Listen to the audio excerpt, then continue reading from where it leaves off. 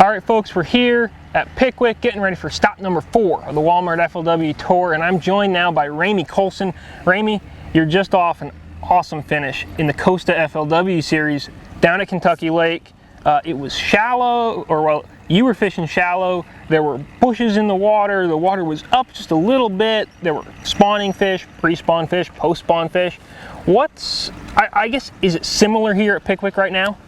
Well, I mean, it just depends on how you like to fish. It's just like at home right now. You can catch some fish shallow, don't get me wrong, and the good people, which don't get me wrong, I like to fish out deep too, but I found little ones. I didn't find no size, and I figured, when I left Kentucky Lake and further down south, that when I got here that they might be just a little further along, and they may be. I didn't get to see the whole lake today, so tomorrow I'll venture further and look. But I think it's kind of like at home. You catch them from the back all the way to the river, but you just got to find that right area. Okay. Kentucky Lake, I know when I left it, it was, let's say, low 70s, high 60s, pretty clear water, like that real nice Tennessee River green, at least on the north end of the lake by me. Yep. What's it like out here? Just off the bank, it doesn't really look super clear. It looks a little dingy. Well, I went a little ways, I guess, north today. Okay. And down the lake. Down the lake, yeah. Yes.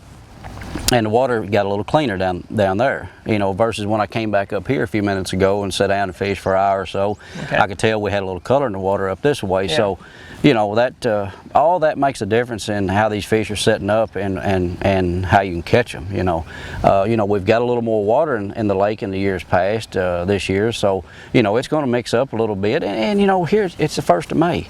Yeah. I mean, these fish, not all these fish have ran out. Yep. So.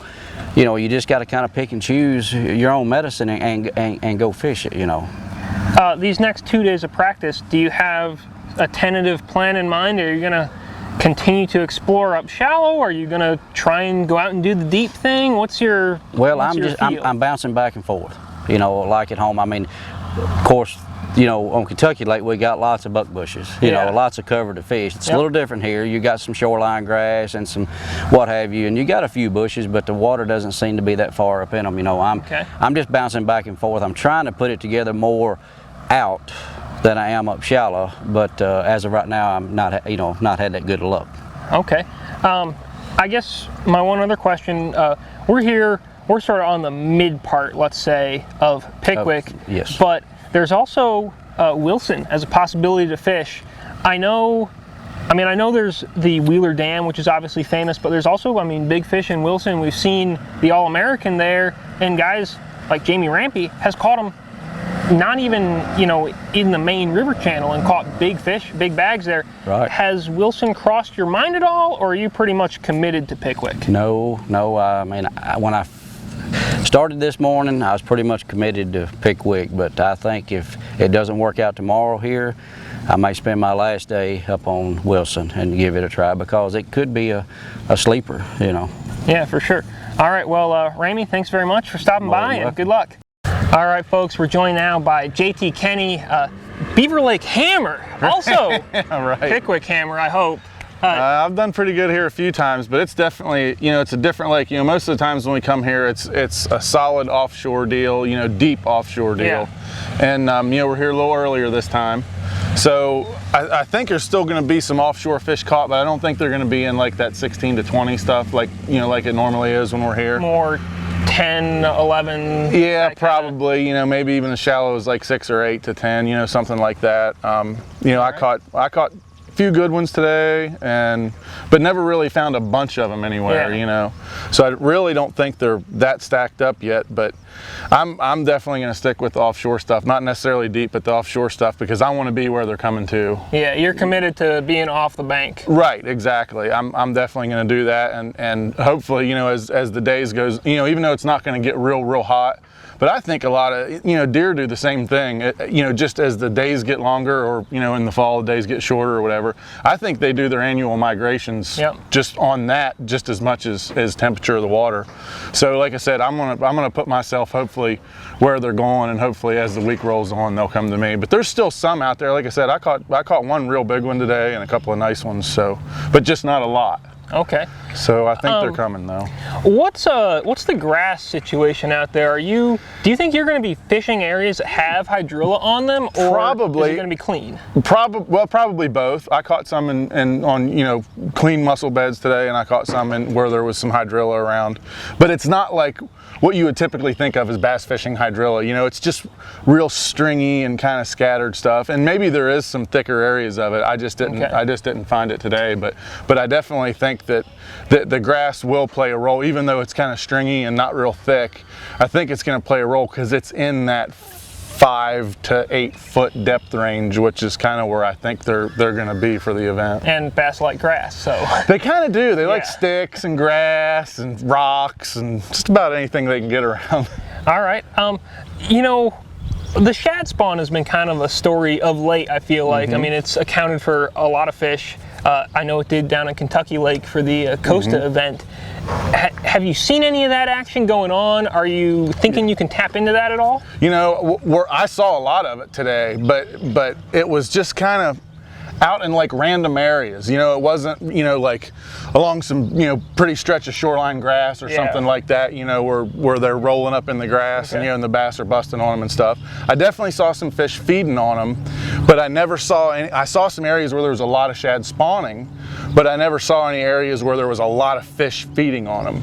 It was just kind of, you'd see one bust on some over there, and then 20 minutes later you'd see one. But like I said, where I saw the shad spawning wasn't, up on like hard cover or grass on the bank like you typically see it. It was just kind of. It was just wherever. Yeah, it was just kind of out. I was 150, 200 yards off the bank, and they were just, there'd be a little pot of them over there and just out in the middle, Right. So I don't know. I mean, I'm sure if somebody finds something like that in an area where there's some fish, I'll guarantee, because it was overcast this morning, but they were doing it till 9 or 10 o'clock this morning. Okay. You said you're sort of committed to being off the bank, offshore somewhere. Have you thought about going up to Wilson at all, or are you pretty much, you've done well in Pickwick, you're going to stick it out? Yeah, I got a pretty decent history here. I've never won anything here, but had a lot of good finishes here, and it's always been here on Pickwick and not Wilson. So the only thing that scares me about Wilson, for one, you're going to lose 2 hours because of the lock. I know there's some really nice fish up there, but the way I understand, there's not too many places. Okay. And you know how this offshore game is. If you get there and there's 2 other boats sitting on it, you're pretty well screwed. You're in trouble, yeah. Right. So, you lock through, you run all the way up there, and there's only 3 or 4 spots up there, and somebody's sitting on all of them. You're done. You wasted your time. So, Pickwick's just a lot bigger lake. It's got a lot more options. So. All right. Well, JT, thanks for stopping by, and man, good luck with these next 2 days. Cool. Thanks, man. All right, guys, we're joined now by Andrew Upshaw. Andrew, you came out here, it's early May. I know fishing offshore is one of your strengths, and I imagine that's what you wanted to do. I guess, have you seen what you expected to see, or what have you seen? I actually seen a little bit less than what I expected. I honestly expected to see a little bit better than what I have. Okay. I really felt like you could get on some of these shallow ledges and find a few additional schools, and still have a few deep ones, but I really haven't found the shallow schools. Not to what I expected, the real shallow ones that you normally would expect, like what Hackney went off of, something like that. I just really haven't found that type of school yet, and even the schools that I am finding, I mean, they're 8 and 10 fish schools. They're not really giant ones that Pickwick and Kentucky are known for. All right, these couple of fish that you have found, what are you seeing quality wise? Because I feel like Pickwick is known for having some really giant fish in it, maybe even a bigger top end than Kentucky Lake. Are you seeing good fish out there? Have you not even really tried to catch them that much? I haven't tried to catch them that much. For the few times I've made casts, like I might get a bite here or there. Okay. But more so than anything, they're tough to catch on Pickwick. Kentucky is a whole different animal. I swear you can go pick up the biggest bait you own and throw it on Kentucky, and they'll eventually bite it. But here, you really kind of work them almost like your bedfish. Yeah, you kind of talk them into it a little bit. And I remember the last time we were here, there was a few schools that I never got to bite ever. Wow. And so there's just some of them that you just, for me, I just could never get them to bite. And today was the same way. I had one school that I never had bite, and I tried to get them to bite a few different times, and I don't know. They just didn't. They didn't go. They didn't go. You know. All right. You mentioned bed fishing. How many fish do you think are still shallow? Have you looked shallow at all? I went and looked. Actually, looked for bedding fish in one pocket. One small pocket. Great sample size. Yeah, there. it was a really good sample size. No, I just, that's one of my strengths. I really like to bed fish. I actually bed fished the last 2 tour events, Hartwell and Beaver. Yep. And, I typically would come in here saying, oh, I'm going to go sight fishing some more, but I just really hate to fish for fish that are leaving. And, I think there's a lot of fish shallow right now. I really believe I saw 90% of the boats today shallow.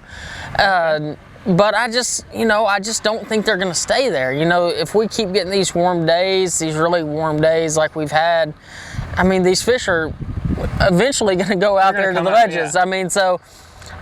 The thing is one of my big deals is I'm just going to keep graphing a lot of the same areas, some of the places that I found fish, and see if they're, more fish move into the areas, and just kind of judge it based on that. All right. I guess my last question, and this might have something to do with the fish being a little bit tricky to get to bite.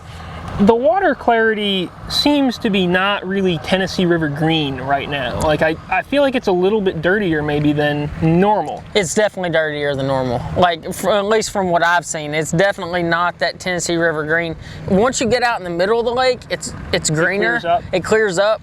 But on the banks, it's dirty because, like I said, I went and looked in one pocket, and I actually kind of idled in a few different ones just to kind of look. You couldn't see what you wanted to see. I couldn't see what I wanted to see. Now, if it had stayed as clear as it was out in the middle of the lake, where I could see my bait 2 or 3 foot down, I would be probably beating the banks looking for spawning fish. But I just don't think for me, it's not going to be as big a factor as I thought it was going to. Awesome. Well, Andrew, thanks for stopping by, and man, good luck these next 2 days. Hopefully you figure them out. Appreciate it.